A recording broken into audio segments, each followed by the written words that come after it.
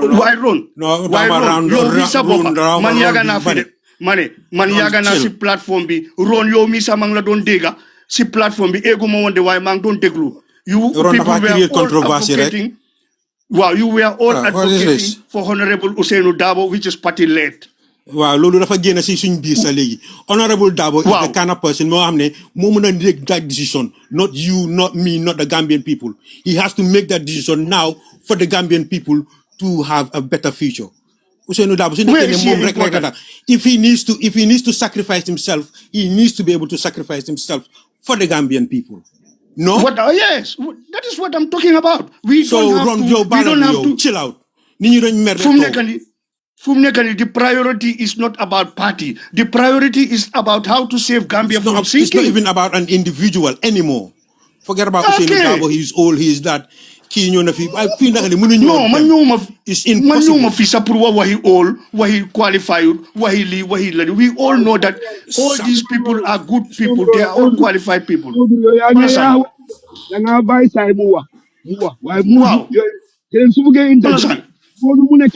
Bro, they know what done. Why they can be more tolo si tolof.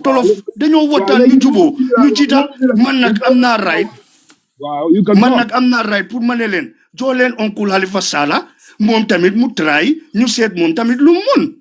Because ñeneen ñu fi nekkon yépp try nañ. Ala ñu waxante diga rek ñun ñëpp a ngi woon Gambia. You're in perfect right to say that. Yes. 100%. Okay, so what is wrong with saying that? Because Uncle Halifa Sallah taxawal na dëkk bi. Alen ko delloo njukkal. Parce que ñeneen yëpp moom fu mu taxawoon si dëkk bi sax amul for benn enjoyment. Because at the end of the day, ñoom ñoo taw ñu seen opposition. Under what condition? Under a unified Gambia? Like another coalition?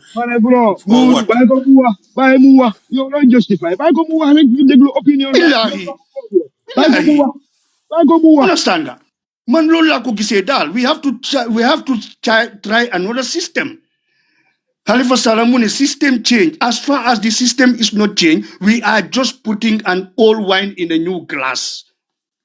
Dañoo génne groupe dugal fa groupe affaire yi ñuy enrichante rek waaw Barrow fu mu nekk su fa génnee suñ bàyyiwute suñ xel another group will come and we will be ñun baadoole dañoo nekk fii di complain rek waaye the same system mooy nekk di rotate rek another new group will come and enrich themselves xam nga si kaw doomi baadoole yi system change lañ need ala ñu try suma président mu ñëw changeal ñu système bi. Gambian si amel noonu because intellectual Gambian si ñoo ñu fail because intellectual si ñu nekk si Gambia in example ñoom Dr. Cissé ñoom jaxakati Gambia ñoo ñu fail. You know, state Gambian yi seen yaram bi moo nekk corruption seen yaram bi deret bi is corrupt. Waaw dëgg la. So loolu mooy problème. Dëgg la waaye ron gis nga soo nekkee opposition.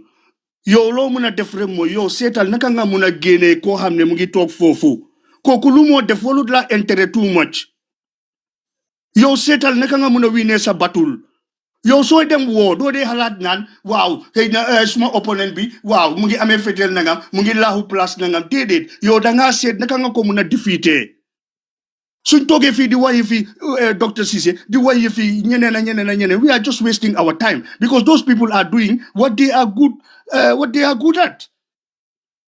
Dañoo seet ñun what is the solution to save our country ñu ignore ñooñu di def seen def ba waxtu bi su jotee fekk ñun convince nañ Gambians with a very good strategy boo xam ne ñoom seen booba dinañ xam ne this is the way forward su boobaa ñooñu lu ñoo def du leen intérêt 2026 incha allah suñ ko fekkee December dañoo dem ñu vote leen out ñu génn sa place bi waaye suñ toogee fii rek we are only talking about problems ñooñu lu ñoo def Sidi Njie lu moo pati Dr. Cissé lu moo wax ndem Mamadou Sabally lu moo wax we will just be here until end of December te duñ am benn solution ñun we need to move forward ale ñu xool naka la ñoo idée opposition bi together gars yi toog si table bi ñu waxtaan ñu try a genuine leader boo xam ne Gambian si dinañ ko trust ñu dem sànnil ko ñu change suñu dëkk bi for the good of you me and others jërëjëf.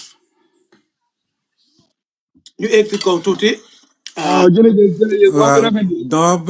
man maay comme que line la léegi ku nekk da ngaa ñëw nga wax. yaay ñëw man may ñëw léegi. So it's no need to interject or anything like that. Man, But so you were interjection. Don't forget. He was just talking about interjecting. I like having conversations. I like to hear people's then you say opinion. nobody has to interject you. Yeah, because you are introducing yourself. I said I'm going next. In that case, I'm going next. But you said nobody should interject you. As you said, Feel free to talk, bro.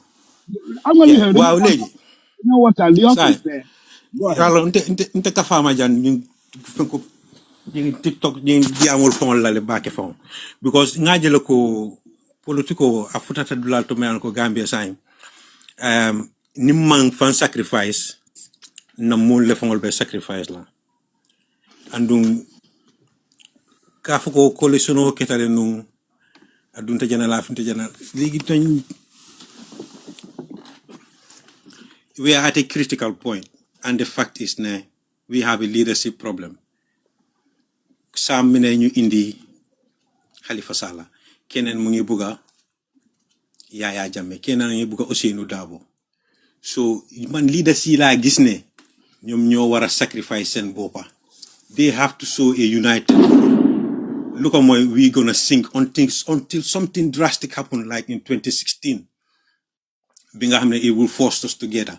Like I said, the Gambians have not suffered enough. Si suma gis dal. Ñun ñi nekk ci biti ñu la ñoo dé topato Gambia ñu ñoo nekk the people that are suffering. But the people on the ground, they have no reason to rise up for. So what is in leadership be more like the main thing. Yes, sitting jay so we say malo because it comes up with a lola start everybody stop, we're here and there. So sitting jay after one boom discourse. Why it gets to a point being I'm realizing it's not and there's something he has not premeditated. He knows exactly what he's doing. He must have anticipated this kind of reaction from the public as well, I suppose. So suñ rombé Sidi Ndiaye ñu ñëw ci suñ next step in the political future of the Gambia. Hello? Continue. Yeah, all right, okay. Well, nobody's interjecting. That sounds good.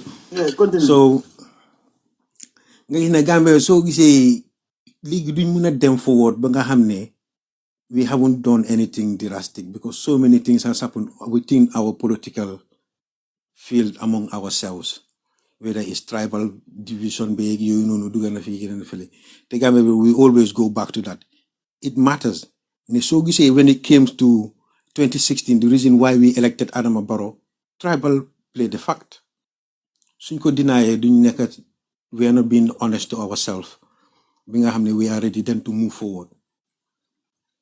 Another thing is that Key Pala played the part. We had a lot of things. Primary the first rounds, the second rounds, some corruption happened. My brother, I'm there. Primary that election, I was there. The thing is, lim hapune sin deme bundeme primary election. Parti buneka nyomnyo isi sen nini ñu sani karta ñu gis ne UDP is the power hold. So lol mota Adama Barrow ñew because there are many genuine people in UDP political party. Usain Dabo didn't endorse Barrow. But the thing is, this is how it happens. It's the people. Because it's the people. So the people are not hungry enough yet to sacrifice themselves, to sacrifice whether the fact that they are Mandinka or that. Man, I don't even know. Man, I am a Gambian. Man, I don't like being identified as anywhere. Yes, I identify myself just as a Gambian. Because I feel that even as a Mandinka, I have Mandinka in blood in me, but I have so many other bloods in me as well. So moo tax ma ne la tribal issue su moo am Gambia ku nekk da nga ñëw tëj suñ bunti kër yi ñu defante suñ biir kër yi ba pare ñu ñëw spread out on the street. So man tribal issue it doesn't fear me in Gambia because xam naa ne man suma ñun juddoo kombo yaroo fa magee fa man xam naa liy daw si man mooy daw si ku nekk foofu noonu ne nga du nangu ñu toroxal nit because of ne dafa lafañ doo nangu ñu toroxale ko sa moromi Gambia nit nii daxandeli nga level boobu rek lañ mën a éega ñu dem fight something like this kind of corruption. We stand together when we are hungry enough and we suffered enough. The Gambian is suffered enough pour mu fight this tribal issue. The Gambian bi moo dee bokk ak nit sax mu nekk di tribe yaay say jarbaat Man, I don't get that. It's a really, really scary thing that is within our community. Be pare duñ dee wax dëgga ñu nëbbu si gannaaw Islam bi fii nii. Duñ dee wax dëgga. We are not honest people. We are not hungry enough. Dëgga wax online neexut nag moo tax man su ma wax online du dee bëri moo tax la may indi waxtaan bi moo ma dee nee dan ma ñëw rek comme Sam Sarr ni ñëwee nii rek restricted like xam nga I cannot do that. Why? Mo. So many. Yeah. Mo. You believe that there is no tribal issues in Gambia? I believe that there is, but believe money, it can spread onto the streets. No, luma la buga ware moy su fekene you believe that there is no tribal, which I believe that Gambia doesn't have tribalism. Let's not mention it. Let's just move forward. No, why if tribal issues? But we have it. But the funny jërëjëf waay Sam say mom since bu mu doon wax mu ngi wax mbiri tribal issue be di mention I tribe name. We don't need that. We want way forward, bro. This is what I'm talking about. We need to forget way forward. But let's forget about tribal issue, because when you talk about tribal issue, it means there is tribal issue going on. We talk about the solution. Way forward. There is no tribalism in Gambia. Let's move forward. Exactly. You talk about something. You talk about something, and you still elaborating on that. Your money will exist. That's why you are Gambia man munna watiyala. Man munna watiyala de Gambia. Amut ben kirboy duganga feka for ben a tribe. Amut. Thank you very much, Sam. Sam Jerejef. Man Paul, Jabari Paul la. Ana lan la wax fi, ana lan la wax fi. Sose. Suma brother am Jabari Jola. Suma sisters yep. Jekari Sose lañ amé. So where is the tribal issue here? Sam, motax mané su tribal issue di am Gambia ku nek sa bunti kër ngay tej mu am sa biir kër ba pare ñu soga gëna. Motax mané tribal issue bi am na Gambia, why si lim terror mo nek suñu ci political bi nga xamné ñu bari ñoo sacrifice in tribal issue. Why kër bo dem lolu mo fa am motax mané la man I don't fear the tribal issue in Gambia because of na su mo demé suma kër li nga wax lu nek sa kër mo nek suma kër. So man fan la waxe tribal issue bi nga xamné mu ngi fa wara nekku fa ni nga ko dawé non la ko dawé. Why is within our people, my brother? Whether we deny it or not, we vote for some person because he's a Mandinga or because he's a Wolof. Comme ni ko waxe fi Sam Sarr Halifa Sallah because of the dugana fi amna dom dugana fi gëna na fele. Man amna suma mbokay nga dañu tax jël man ki ni doomi sosé bu negal ndeyam rek mu ko debu nga ma won naka. Man wana fi tribal. Ron, man yo. Dega ngeen ma wax fi ne Halifa Sallah yefi dom wala yefi tribe motax votuñ ko. Did I mention that here? No. Bro, I'm too much for that. Before you, we all talking here. I'm listening to this program all day. People are listening. So people are listening. So that's why I went into the issue of Sidin Jai, because I listened to it here. I wasn't interested in what Sidin Jai is doing because to me it's not premeditated. It's already premeditated. Sidin Jai knows exactly what he's doing. He's causing a controversy. He's only going to favor Adama Barrow. That's not what we should be talking about. We should be talking about the issues that should be fixed in the Gambia, right? Likewise, the tribal issues. Likewise, the tribal issues. Whether we deny it or not is there, but it's only there within the small ignorant people. Na affaire la na Gambian, we are at our final chance. Baro surache li Gambian bu nek di nga enu sa bagi nga digo Uganda. Another 20 that time to get rid of Yaya Jammeh. It's going to take us that long time again to settle the Gambia again because of we failed in 2016 because of facts we refused to discuss today. So table people like brush it under the table and that. Some nonsense happened in Gambia, bro. From tactical position all the way down. There is no full hospital. Gambia. There is no Mandinka hospital. There is no Wolof hospital. There is no Sarahule hospital. So, kui top a tribal, you have already def.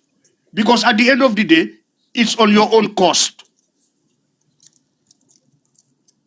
Why do you think that behind a non-Mandinka leadership within the UDP, the Gambia will support that?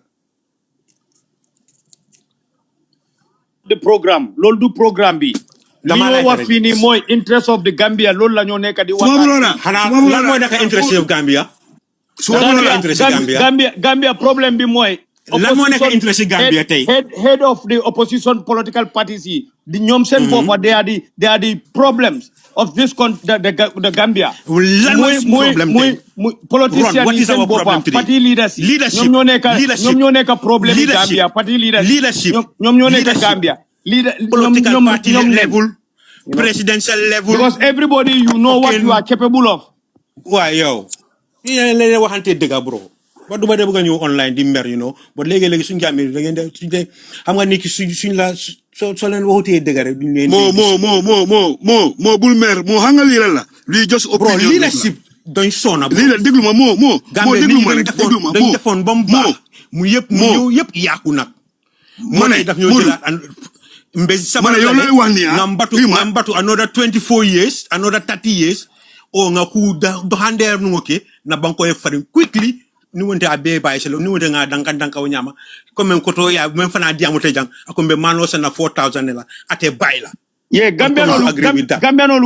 Gambians si man lima gis moy mbami alay sa ñole ni ñaan mu karul lay mu suba because Gambians si so lan la Gambians si ñun baaxuñ ci hol baaxuñ ci suñ attitude lolu mo delo deka bi gannaaw because Gambia ñep ñu ngi gis dega all right opposition leaders yi nga gis ni muy ñom ñep they are all wicked souls because lu xew moy each and everyone you know if what you are capable of xam nga ñom ñep am na amante nañ kan moy kan ak kan mo mëna def dara ñom ñep am nañ we see a lot of examples that have been happening in the Gambia since 1996 from then everybody was quiet they see the real things terrible things that is happening in the country nobody comes out and fight for it but today because Yaya Jammeh is gone the one who is killing them they are all scared today everybody come they're saying they become nobody knows but this is not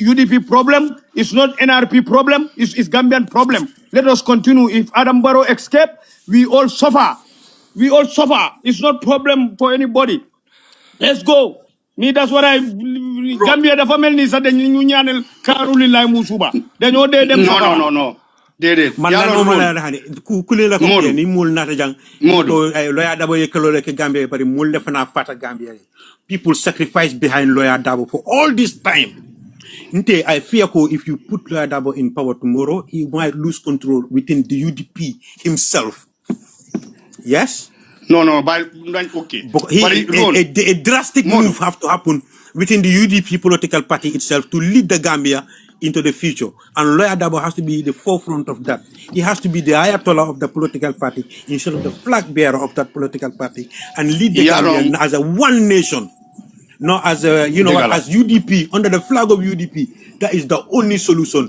forget about the political party in the man bu ko mëna xam na there could be by the time of the election you're going to be counting up 30-40 yi nga xam ne they are eligible to contest within the Gambia political scenes no so yaje ñing opposition party sol be IKJ things minul kanaka form ka foko they are running for presidency wol fango hanini be lari ila larongol kan wol ya lonne ko inenete president ya sotola but ila right lem you will practice it dañ ko practice ila right lem dañ ko practice bari ntinga lonne ko ite ya lonne ko this 2026 the middle of 2020 will be able to join to Adama Barrow to get position of ambassador when possible minister and whatever position ñooñu bu leen are just there to get position bro right waaye mané Sam lu mo wax ni Sam lu mo wax ni vraiment Sam lu mo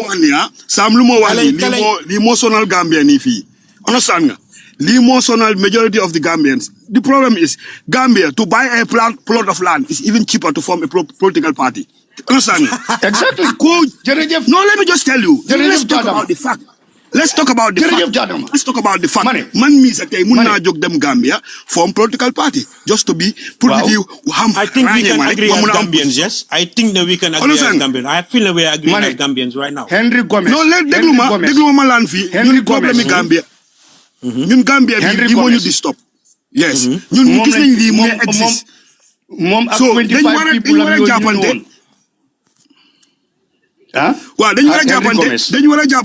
dañu wara jappante we find a solution the solution is naka la ñoo mëna génné président bi because yow nga né opposition party nga man opposition party la keneen political opposition party la te ñun yëpp benn goal lañ amee that goal is to go to State House ñun yëpp dañ bëgg a génne incumbent bu fa nekk so léegi su nekkul ne hypocrisy everywhere in the world there is a way of forming a coalition doo mën a jóg rek nga indi sa idea nga ne nii la ñoo former coalition doo mën a jóg rek nga bind sa nga scratch sa paper nga ne ok nii la ñoo def coalition there is two ways whether you join as an alliance or you form a coalition. So, su nekkee ne ñun yëpp benn aim lañ amee pour génne président bi. So, what about you said wall bi àdduna bi nu moo demee because Gambia is not something exceptional. Understand? So, nañ seet naka la wall bi de. Jadama, on the Gambian context, yow fu nga ne political party ni what is the purpose of intention bi nga xam ne moo tax ñuy contest within these early times of the election? Is it what like Sam said? Is it to put himself in place for future positions, right? Yes or no? Exactly. Let's not beat it down. Let's carry on. Yeah. So legi man luma fok. Déglu ma lan. Sam ma lan fi rek yow tam nga wattu continue. ñëwal. Waaw so man lumay wax man is just opinion. Ku nekk fii dafa am opinion man dama foog ne suñu gisee ñu toog si plateforme bi Sam man keneen ak keneen ñu ñëpp ñu waxante suñu idea because ñun we all belong to a different political party. Some will come and say Halifa. So understand some will come and say danga xam ne soo jaaree yoon bi da ngay dem left. Modou waaye Modou ma ngi la doon may ba ngi kontaan nga ne kenn interjegut léegi waaye ñu ngi waxtaan yaa ngi waaw maa mee ma jeexale rek soo mënee interject no problem waaye léegi maa mee ma lu ma mun a wax moo wax ko because soo ma interject rek dama dog waaye soo ma bëggee answer moom I will let you can answer me you know so man loolu laa foog naan ñun daal ñun yëpp benn aim lañ amee so ñun ñu ngi toog si plateforme bi nii so dañ war a joxante opinion naka la ñoo boolee fu mu nekk nii one problem lañ am Gambia mooy leadership problem am nañ enough political parties foofu noonu yoo xam ne opposition lañ ñëpp ñu ngi create seen political party it's all good it's all freedom it's all democracy no problem but why are you yow lu tax nga am sa own political party because da nga bëgg a dem State House or da nga bëgg a génne incumbent so léegi why can we join hands together ñun yëpp ñu seet àdduna bi naka la moo demee comme Modou num ko waaye Gambian concept bi waaye Gambian concept bi also is not different from other countries because leen la moo fa nekk any country you see opposition so join coalition Europe bi fii yoo fu nekk big party moo dee lead ñeneen ñi toppaleen su nekkee ne yéen ñeneen amee benn aim laa wax de su nekkee ne you don't have a different opinion yow xëj na man suma mission is to be in State House yow sa mission pour ut place la keneen mission am corruption la keneen mission am la fu moo dugga fu moo lekkee xaalis dégg la bro li nga wax yëpp dégg déglu ma man suma opponent man suma amee suma parti man suma aim is not to go to State House my aim ak man suma objective yi mooy pour lu may lekkee pour suma àdduna lu moo neexee nit not for the Gambians so we have to differentiate these things so man dama foog ne su nekkee ne man mii di wax nii su nekkee ne man lu ma bëgga ñeneen ni loolu lañ bëgga just to génne Adama Barrow si State House léegi what about we all join hands together we sit in one table and make a discussion. Coalition, left them form in different way. You have one way of coalition form. You can make party lead coalition. Loli is one option. Two, with the alliance. You can make an alliance. Yeah. No, let me just explain. Yeah. You can make an alliance. You join me with my suma agenda. Nga nyonga set suma agenda. Bi nga ne sa agenda bi de dega la fa melni suma boss. Bi mom man am with you. So, but for some agreement mo fay def moy ne suma winé dama la jox for example dama la jox vice president dama la jox li lolu moy ne party lead coalition so nga ñoo am alliance bo xamne bobu yow da nga bay sa agenda bi nga ñoo xol suma agenda su la fité nga ne man de sa agenda bi neex na ma xamna ne li ak li ñu dugal fa bi génné fa bi dugal fa bi suma ko agréé ñu def ko may okay you will have my support I'm an alliance with you. I'm making an alliance with you.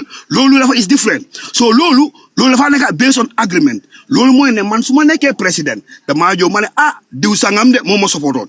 Ki de na ko jox place bi or na ko jox ambassador position or whatever.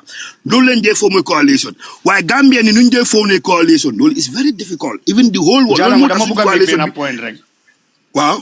xam nga lan moo tax man ma bëgg ñu ñëw together as quick as possible Because gis nga for opposition parties yu ndaw yoy gis nonu yep ñu ñëw recently di build seen suñ gisee ne the opposition have a chance to unseat Barrow ñoom ñëpp dina ñëw ñu join opposition bi su ko defee da nga exactly a grand coalition exactly why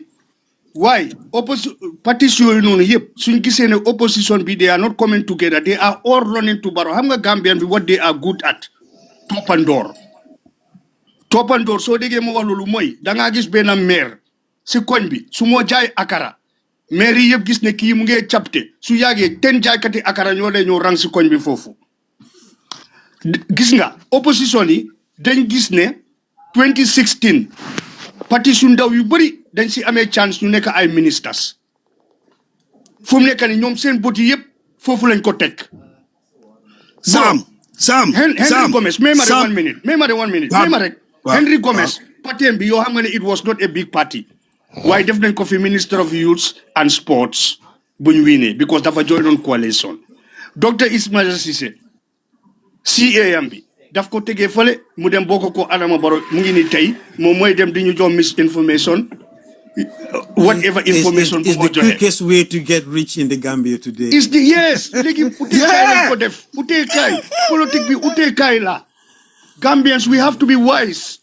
lii moo tax waaw lii moo tax Sam lii moo tax Sam lii moo tax maa ngi elaborate on this point ne let us not make the same mistake what happened in 2016 sorry because boobu Sam looy elaborate nii foofu la Gambia nii jànga dañ xam ne léegi fii moom man mii sax mun naa jóg fii ma dem build suma political party ma form a coalition na am ministerial point or whatever so place bi léegi pour uteekaay xaalis la so loolu moo tax ma ne Gambia nii mistake buñ defoon the mistake we did that's why Gambia nii yëpp di def lii because ñun dañ defoon coalition boo xam ne nuñ formé suñ coalition 2016 it's false loolu moo tax mu fail we have to talk about the fact loolu duy am nuñ formé coalition boobu noonu wax leen ma ko si wall bi yëpp ban dëkk moo formé coalition noonu mu succeed musta am I can bring facts loolu is not a coalition hey coalition du am di wax ne da ngaa bina points di wax ne yow lii ngay def ay 3 years ngay toog ay lii su ma neexee su ma génnee maa seet ko naka constitution bi lu mu wax loolu laay dem te kenn dama si mun a génnee this mistake happened to Gambians loolu moo tax suñ coalition bi it was not successful because dañ def agreement yoo xam ne loolu wóol bi kenn du ko dee def foofu loola I don't know. Kaay ma wax la amuñ lead ñun coalition bi ñu am 2016 it's not a party lead coalition so you cannot blame nobody there because they said ay delegates lañ said UDP moo ëppa delegates it's normal loolu is normal because duñ jëlee parti agreement waaw loolu nag gentleman agreement gis nga gentleman agreement boobu noonu anytime you can break it up mun nga ko agreement boobu mun nga ko break kenn du si mun dara because there is a law behind you lo kula a man is bound to his words you see the same mistake so bro let us make wrong Jadama am na foo wrongee no nga ne UDP no kay ma wax la nga ne UDP déedéet may ma rek nga ne UDP had more naka lañ ko dee ooyee delegation no 7 parties brought each 70 candidates 7 times 70 was 409 people voted for that coalition 320 something voted for Adama Barrow loolu la mën a rectify rek no dama la bëgg a wax ne maybe you get me wrong dama la wax ne for the first place the selection the way we did the selection was wrong yow Sam mi mun nga taxaw si wall bi fii nga wax ma benn dëkk ku def ñun coalition agreement muñ def kan moo ko def si whole wall kan moo ko fi def mu succeed you can tell me just one country nobody waaye man lu ma laa wax ni it was no dama la wax ne xaaral rek there was supposed to be no other agreement like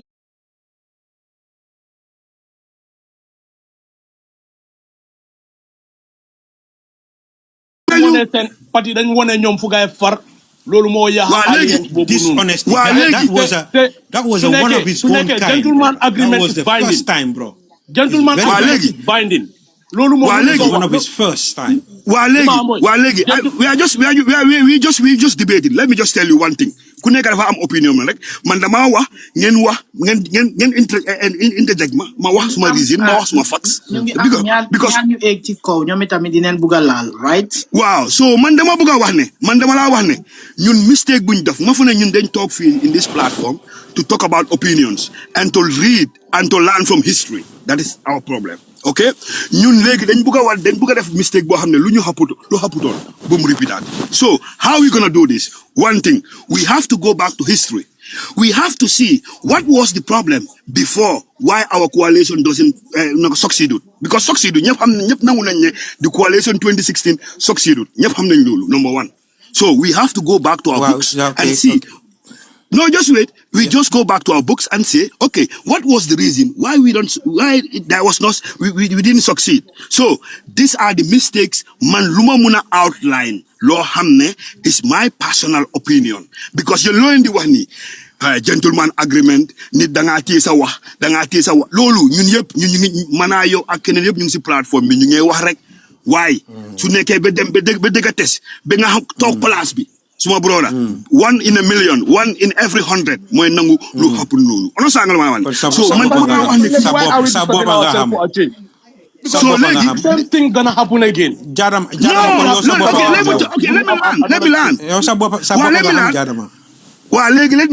me learn lolu motax mané lolu legi man I believe ne me and you if we have a man to man agreement that agreement must be binding ma lan rek nga continuer mané gis ke ni mëna wax mané legi man as a person on my personal opinion mané this was the reason I can outline points lo xamné suñ coalition be succeeded okay mané legi we want to make another one. Let us not repeat the mistake again. One, what do we have to do? We have to do a normal procedure of making coalition. So, lol moy lan moy ne ñu jël nañ bay hypocrisy bi ñu focus and ñu def lo xamne aduna bi lo ñu def. We have an opposition party there. We want to form a coalition. We come together. We all sit together and make whether we're gonna join as alliance or we're gonna form a party-led coalition. Because Gambia, whether it's UDP or PDYS or so but so coalition succeed, you have to make it a party-led coalition. Because so to succeed. Because anything behind it, they can fight in a constitution. Man su ma nekkee président dama taxaw ne constitution bi moo baax ne dama def lii ak lii di ngeen fàtte ne agreement boo leen mën a bind si àdduna bi fii constitution bi moo ko ëppa doole. Don't forget that. Never forget that. The constitution is power mooy supreme power. moo amee yëpp. So loolu di def rek. So loolu moo tax ñu dama round. So léegi lu ma wax rek mooy ne it's very simple man lu ma gis ne Gambia ñun suñ nañ mën a succeed pour génnee Barrow mooy we all join hands together we make a party-led coalition because party-led coalition bi man damaa ñëw ma indi la suma agenda bi nobody is stupid. You have a paper you can read. You know what is your aim. Lu tax nga form party bi. Lu da nga bëgg a salvate Gambian yi, da nga bëgg a save Gambian yi. So man ma indi na suma agenda. So ko seetee if nothing is not loo xam ne mu fa loo xam ne yow nga foog dañ ko war a change. It all depends on agreement. Loolu moo tax ñu war a toog table. Party-led coalition is a possible solution. Yes, Jarama, you are right. I can agree with that definitely, you know. léegi nañ may keneen wax because man suma opinion rek laay wax ni because man am a UDP fan am a UDP supporter waaye dama gis ne the only solution is party-led coalition because world bi yëpp loolu lañ man suma bro man Germany fi laa nekk yeneen country ñu nekk fii nii yëpp loolu lañ def I can bring you evidence. I can bring you facts. So if you tell me a gentleman agreement, man me Lamin Jarama muy wax ci platform bi sax su ma nekkee président dama set constitution bi lu ma sut loolu laay def. Mr. Jarama man sa dama am question waaye nañ may Mr. Touch ñu dama round am question. Dem ci Touch am ñu am Moussa Tami waaw yéen nekkagum leen. waaw jërëjëf waaw ñun déglu nañ enough fu mu nekk nii. Man fu ma bëgg a starter rek mooy Jadama fu mu daanele about this party-led coalition bu ma wax nii man dama feel ne soo xoolee 2016 coalition buñ sample man loolu laa foogoon ne loolu moo waroon a nekk the solution but not party-led. Number one. Continue. Because Gambia Gambia so understanding the political environment war nga mun a xam ne party-led coalition is not gonna work. Yeah, you're right. party-led coalition is not gonna work. Okay. Because fee ñu fay nekk di jéema indi that idea of a party-led coalition. One, man, I would strongly say most of them must be from the UDP camp because the opposition want to go in for a party-led coalition. Of course, UDP do not go to again because they will still remain to be that party being a hamne. They advocate net, they are the biggest party. So other small parties must have to come and affiliate themselves with UDP. My brother, but that's the real fact. Lol mota Adama Barrow mune Gambian opposition amun faida. Gambian amulen faida. No, Gambian amulen faida. Dengan banyak topat dega. Amulen faida. Dengan amut faida. Allow him. Real fact. Let him land. Let him land. That is not the real fact on the ground. The real fact on the ground is Gambia, the fall crystal clear ne Gambians they don't always vote UDP in when it comes to presidential election.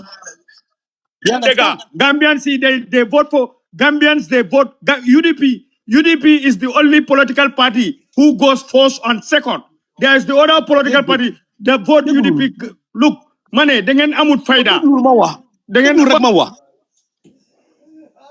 wax yow fi nga bëgg yobo affaire yi du fofu.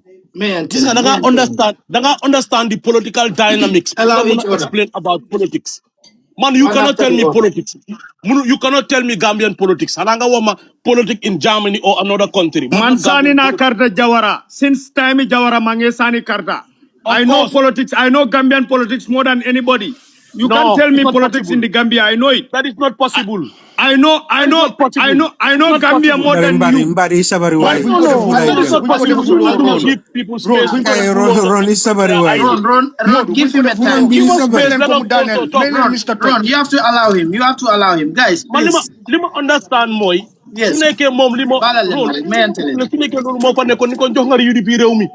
Understand nga man dama bëgg one thing loo xam ne ni dafa war a clear si Gambia ji nga ñun Gambia the problem is not our leaders, the problem is us the Gambians.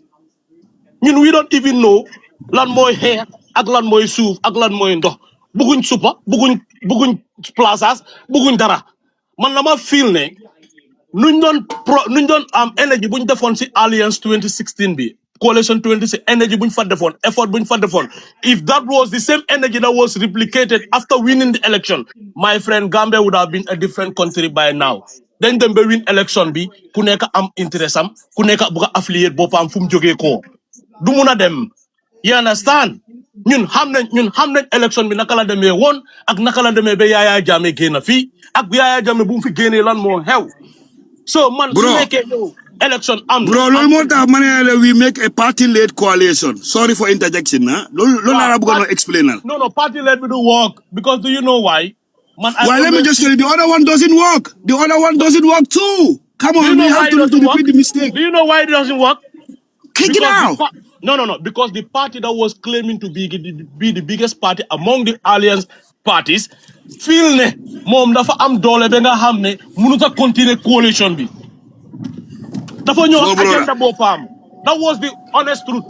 You like it or not, that was the honest truth. Because undermine bi fu commencé mooy fuñ génnee ba Ousseynou génn si na UDP pese nañ seen boppa gis nañ ne ñoom ñoo open because man I have watched one interview that Ousseynou Dabo made. He was claiming that it is because of UDP moo tax ñu win alliance and that should have not been said. Because Mane, lolu amut lolu ben dega because yen dengan am political grievances in your heart. You speak true and people listen and they understand. Alright. Yen munu len talk ni ngeen gis political party bo xamne amut ken topul len. People are not people nit ñi yaakaaruñ len. Topuñ len Gambia ken forcé wul ken pour nga top political party. It's not about it's about Gambia political parties yep suñ bokka sa in absence of UDP there will be no victory for all of us. They will all lose. Gambia will lose. No, that is not possible. That is not possible. What do you I'm going to tell you that is not possible. Take 2021 as a reference point. When UDP went solo. UDP they went solo. Adama Barrow door bum len door Yaya Jammeh sa busul len ko door Lolo Mola when the UDP is not the most powerful. Gambians are sitting their voters back home.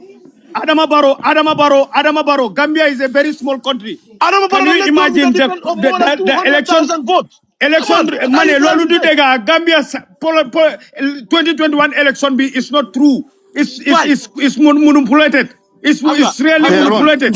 There are people part of it, those who come from IEC and then they confirm it that it's manipulated. No, Harold. You guys don't advocate. You guys Mr. advocate. No, Mr. Toj, memo 1 minute, right? Mr. Toj, Look at the advocate. No, bro. Alain you respect Musa. Alain Alain you respect Musa. Musa mu ngi si kaw moom tamit dafa bëgg a wax. So nañ bàyyi Mr. Toj mu daaneel su ko defee ñu egg si kaw. Ñu wàccaat. Ku nekk waaw. Waaw nu ma gaay mais man toj moom am naa la Sarr moom su ko neexee mun naa interject anytime. may leen toj dama si kaw léegi. laala ma toj bagage yi. waaw bagage. Ok. ebi ko. Waaw man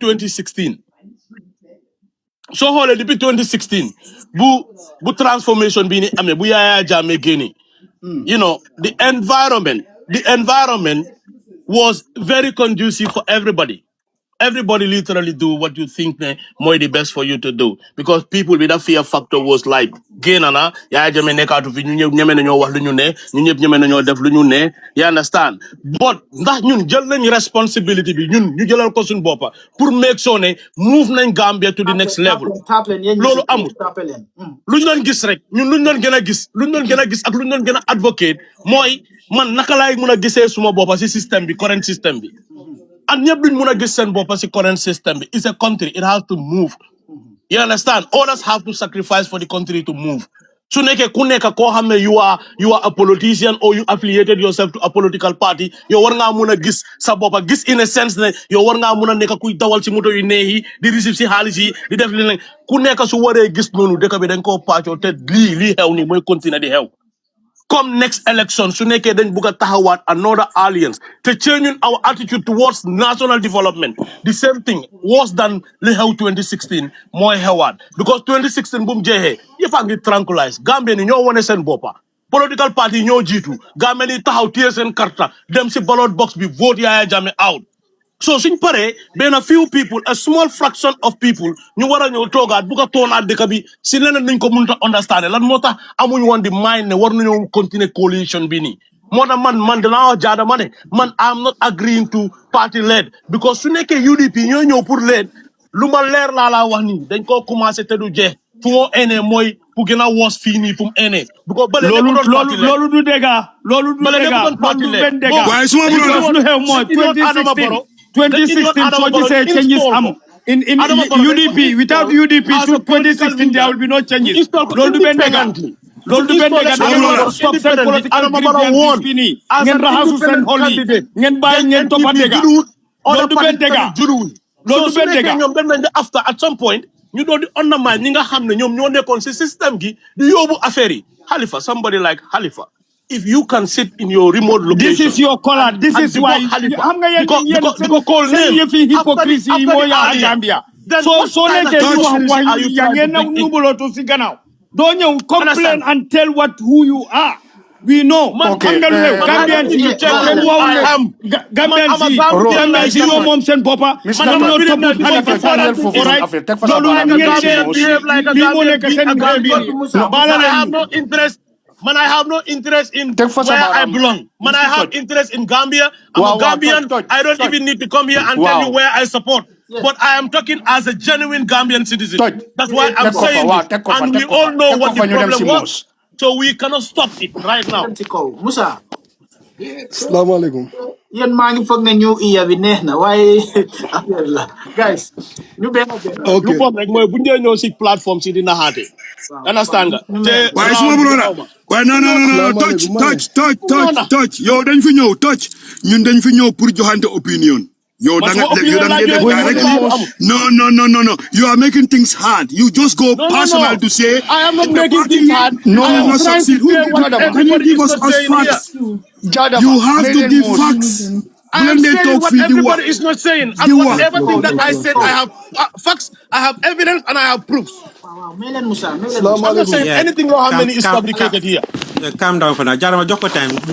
Touch dina calm. Calm.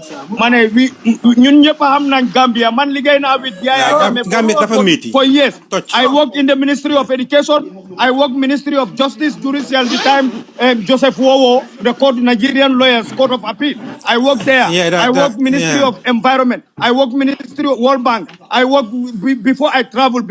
I work at the U.S. Embassy. Before I travel, I see myself in foreign country. You know what I mean? Look, we all know how Gambia is going. You're on your round B. Yes. Melen Musa. Bulen ñu sonal. Melen Musa. Yes, Musa. Hello, salaam alaikum. Maa ngi nuyu everybody. Waaw ñu ngi laa fay. Anyway, maa ngi déglu seen plateforme bi waaye fu ma bugg a contribute rek as Gambians. nañ suñuy indi ideas tamit nañ respectante nañ dégluwante bu ñu xebante. waaw ñu dégluwante. yaa ngi dégg so su fekkee ne dañuy waxtaanee loo xam ne affaire yi réew la ku nekk da nga ci am cër ku nekk na nga déglu sa morom si respect ñu joxante cër. ok man lu ma bugg a contribute. man ku ma xamul man ñoomi laa jógee Mbolet ba amee ex soldier. right. you know but fu ma bugg a contribute suñ demee ba di wax si loo xamante ne moo mun a yóbbu dëkk bi si kanam suñ demee ba dëkk eega fii problème yi bari werante yi bari nañ dellu fuñ commencé ba fuñ egsi bu boobaa dinañ xam yan problème lañ fee si duration yi ak yan matuwaay lañ war a mun a jël ba façon problème yi ñu génnati du amati suñ ko commencé di jamono Jawara dañ koy starté si time yi Jawara depuis bu mu toogee number of years yu mu toog dafa bari it was too much long stay boobu noonu lan la indil Gambia mooy problème yi coup d'état la indil Gambia bu ñu indilee problème yi coup d'état Jammeh ñëw there is no time limit mu toogaat long stay yi Jammeh bi lan la ñu indil too much of victims jooy yu bari problème yu bari soo su ñëwee ba ku nekk soona ñii daw nañ xam nga façon victime bu ne am nañ ko Gambia lu bari nit yi dégg nañ ko ci TRRC bi léegi suñ demee ba 2016 nit yi waxtaan nit yi déggoo nit yi booloo pour Jammeh jógee fi ñu mun a génn si situation yi suñ demee ba achieve loolu dafa am boor boo xam ne comme ñun population yi Gambia ñun youth yi ñun ñoo ko war a damay benn politicien ñun ñoo war a taxaw ñu waxtaan suñ biir ñun ñoo war a taxaw ñu respect suñ boppa ñun ñoo war a taxaw ñu bugga suñu réew ba kenn du fi toogati lu passé 2 mandate because fii ku fay toog lu passé 2 mandate lan la lu mu la dee indil dafa am jàngat yu ma ci am Barrow ñëw na toog na agreement ni coalition bi lu ñëpp waxoon dégg nañ ko lii lañ d'accord lii lañ def nii waaw man nit su ma lay téye dama lay téye comme sa kaddu because kenn du fi xale su kilifa nag si kaddu lañ ko mun a téye dem nañ joxe nañ seen kaddu ñëw nañ si biir kaddu yooyu noonu ñu mujjee wax ne loolu nekkul si constitution bi lii la wax constitution bi wax na loolu ñëw nga toog nga sa first mandate jeexal nga ko toog nga second one yaa ngi bugg a demaat si third one président waruñoo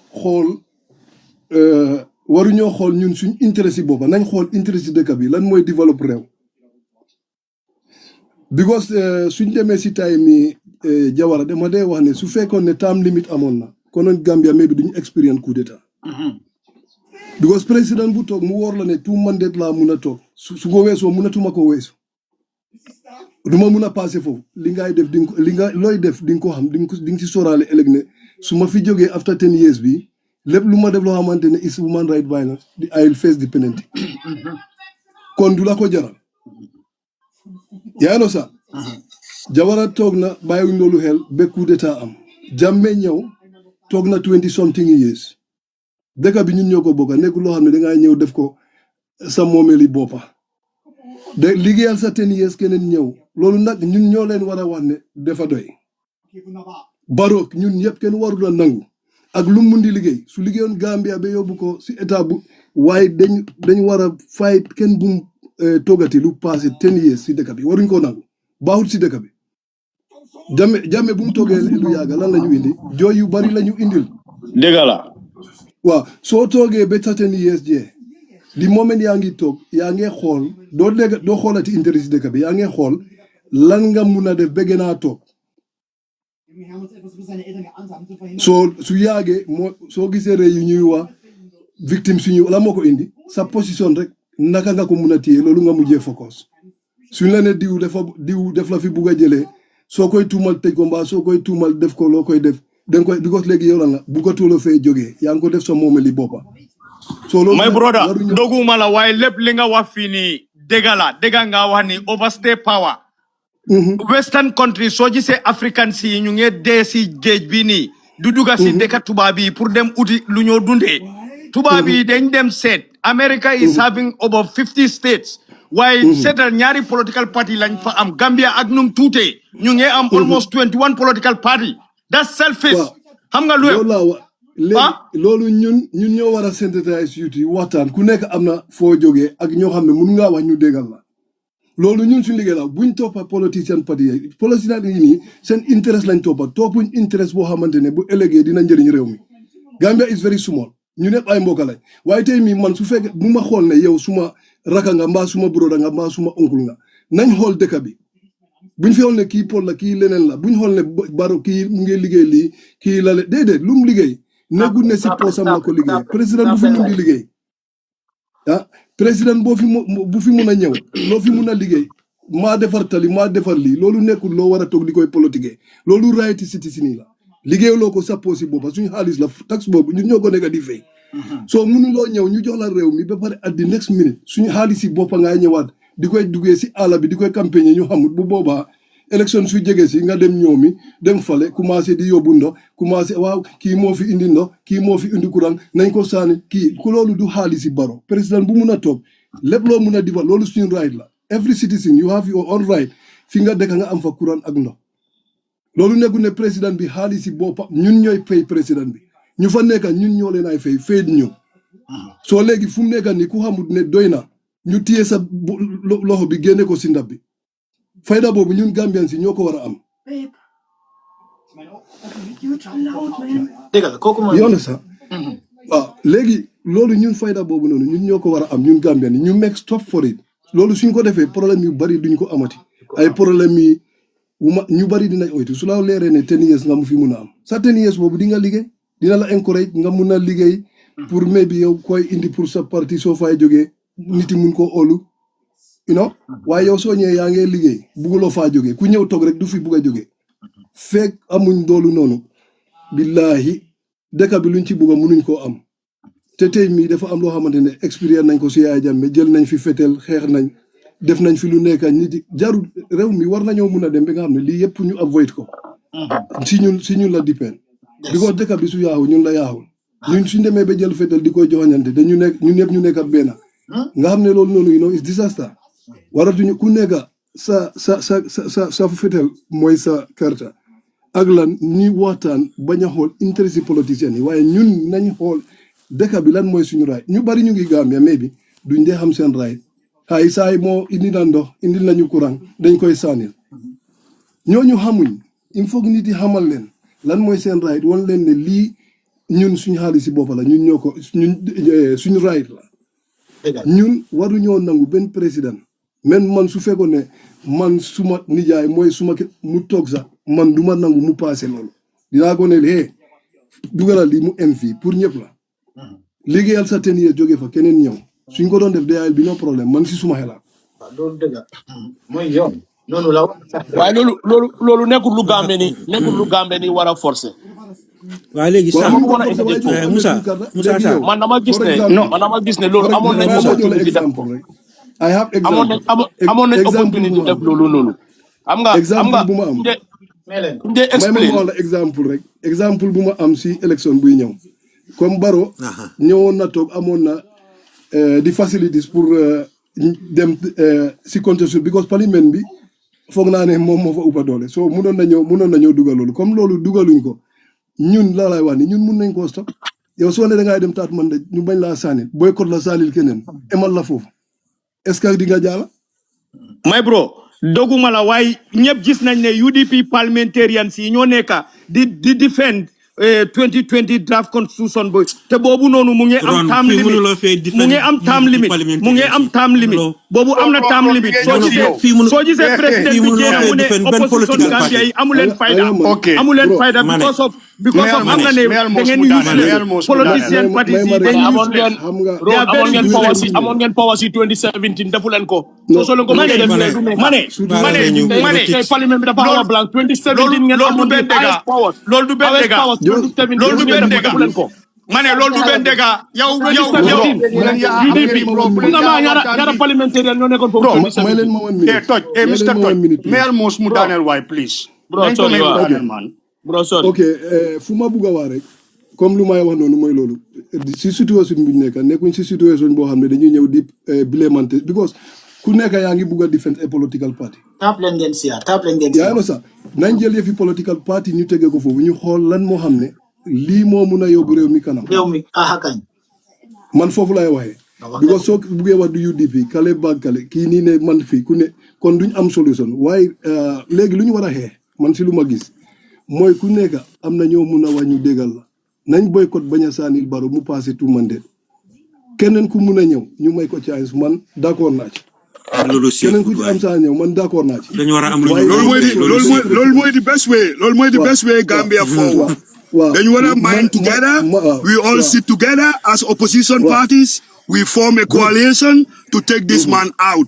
so loolu yéen yaa ngi Gambia yéen yaa ngi gis 2020 draft constitution bi Gambian si ñoo wax ne loi boobu lañ bugg pour mu yor leen te loi boobu dafa am term limit am na discipline selective like président dafa am limitation am bi moo mënut a create mënut a jël benn ministre or so di wax ne who is political appointee they have to work for the president loolu du am na si constitution boobu noonu is zero so UDP recognize na noonu suñ député yi ñoo taxaw si parliamentary bi di ko fight ana ñeneen political party 5 députés sa amuñ ko si parlement bi duñ dee doo leen dégga dara waxuñ dara xeexuñ dara yéen doo leen bàyyi seen yëf yi façon jikko bii nii sumaay doo leen toppat dégga loolu moo tax Adama Barrow mu ne opposition yi amuñ fayda easy ñu dem easy ñu dem waaw man dégga pour Gambia ñun ñëpp ay sofa du keneen nit waaw easy roon easy jërëjëf easy man am na loolu lu moo wax jaadama baalal ma rek man suma time bi la dama ko bëgg a laajte ñaari question rek ma may leen ngeen wax man suma time bi jaadama laa bëgg a laaj yow nga ne party led coalition lan nga believe ne moo mun a yóbbu Gambia yow boobu mooy sa question not alliance alliance yow da nga believe ne party led thank you very much waaw di ngeen maa déglu na ma wax beneen question waaw mais ma rek beneen question bi waaw mais ma jekkali beneen question bi pour Mr. Toj non waaye nañ jox sa question boobu noonu Sam kay Mr. Sarr Moussa Sarr non jaadama laa ko jaadama question number 1 number 2 Mr. Toj yow dama laa laaj yow lifi nga fi ay key points waaye yow lan nga foog ne it could be the way forward for 2026 ok léegi man maay wax so suma ase saay wax ñi dañoo mayante ñu nga gis ñu ñëpp ñu mën a waxtaan bi ne daf leen danka mayantewu leen moo indi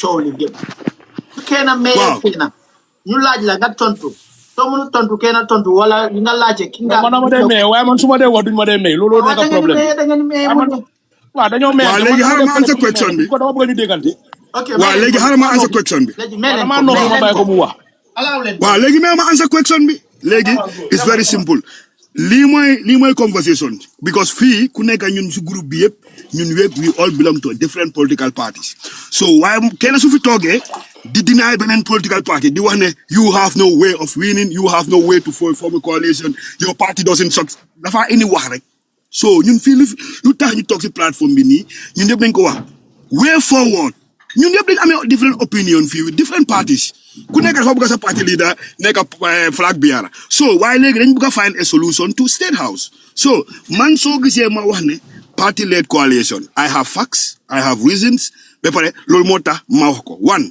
ok dañ amoon before coalition bu ñu amoon 2016 Gambia bi yëpp nangu nañ ne coalition boobu succeedut There is no doubt about that. Can ñepp xam nañ ne succeeded. So while the fact is dating, because lu nekk there is a reason for it. Nit sa sooy def business so gisee na sa business bi demul da ngaa ay consultancy ñu ñëw seet ñu waxala reason bi mu tax lii demul. So ñun dañ toog ne ñu gis ne defoon nañ coalition succeeduñ. And because of this coalition 2016 moo tax ñu am more than 26 or 23 political party. Whether you like it or not, it's because of the coalition. Because coalition at the end of the coalition benefit yu fa nekk lañ gaay gis. So loolu ñu wax ne ok fii mun ngaa form a party. Even pour jëna land sax comme ni ma ko fi waxee rek to buy a plot of land is more difficult to form a political party in the Gambia because it's easy. Yow sax yow mi form political party yow sax da nga xam ne sa kër boo dëkka ñëpp buñ la saanil yow sax you are 100% sure of that, but just plus at your objective because your submission is not there to save Gambians. You are there for your own pocket or your selfish interest. So loolu moo nekkoon ne suñ coalition bu defoon 2016 nit yi foofu lañ jàngee man mii sax foofu laa jàngee man mii sax su ma nekkoon Gambia dama ibbi suma political party neex leen naxari leen I will do it because I know it's a way of success in Gambia. So number one so ñun gis nañ loolu ñun ñëpp gis nañ loolu so léegi ñun lu tax suñ coalition bi succeedul. Why we are talking now coalition? Because then different coalition succeeded. Legi we are talking of coalition. Legi nañ seet ne naka la coalition de formé and nothing naka lañ def coalition. So man so gisee ne party led coalition is a one reason because xam naa ne party led coalition dafa fekk ne party boobu noonu it could be any party. Okay, because party led coalition party boobu mu nga amee agenda te party boobu noonu mu nga amee it's a structured party already. Understand?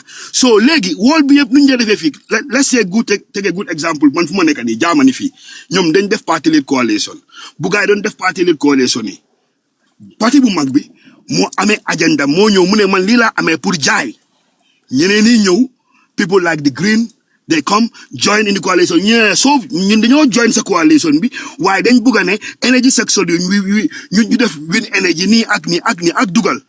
These people put that in their coalition. Man de sa fini ya ngi support immigration. Why man so bëgge ma bëgg join sa party led coalition. Sa immigration policy bi I don't support it. There is a better way. Mu indi ko mu tek ko. Mu join form a coalition. So coalition mom su succeed. It's very difficult pour guys separate because ku nekk yow da nga xamne it's a party lead coalition. So man dama ñew ma nekk party bi man ma nekk government. Legi yow yang ma join.